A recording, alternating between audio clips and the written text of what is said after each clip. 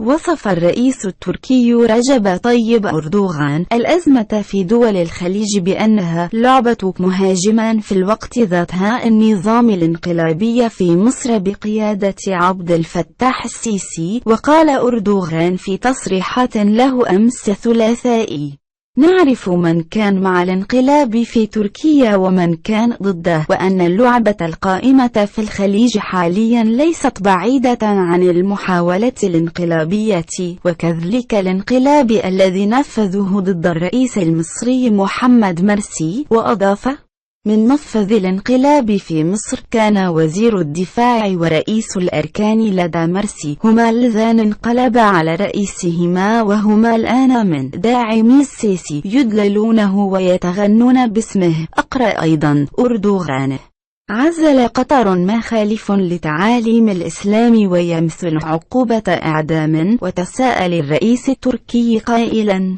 إذا كانوا يؤمنون بالديمقراطية على أنها انقلابات فعليهم أن يعيدوا تعريف الديمقراطية، لافت إلى أن الديمقراطية تتجلى في إرادة الشعب، لذلك فإن الانقلابين في مصر لا علاقة لهم بالديمقراطية. أسعد الرئيس التركي رجب طيب أردوغان من نبرة رفضه الحملة العربية ضد قطر لعزلها ووصفها بأنها لا إنسانية ومخالفة للتعاليم الإسلامية.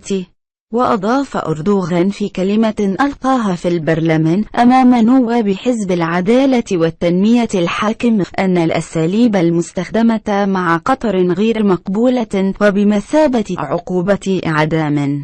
وتأتي تصريحات أردوغان بعد قرار السعودية والإمارات والبحرين ومصر ودول أخرى قطع العلاقات مع الدوحة الأسبوع الماضي، واتهامها بتمويل الإرهاب ودعم إيران، وهو ما تنفيه قطر.